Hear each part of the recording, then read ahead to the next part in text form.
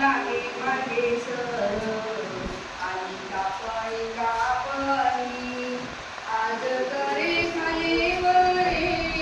डाव्या डोळ्याची पापणी पडे जमिनी हे तळे आणि कापणी कापणी तशी माझ्या डोळ्यापुढे उभी जाण्याची मापणी शेत पिवळे दमक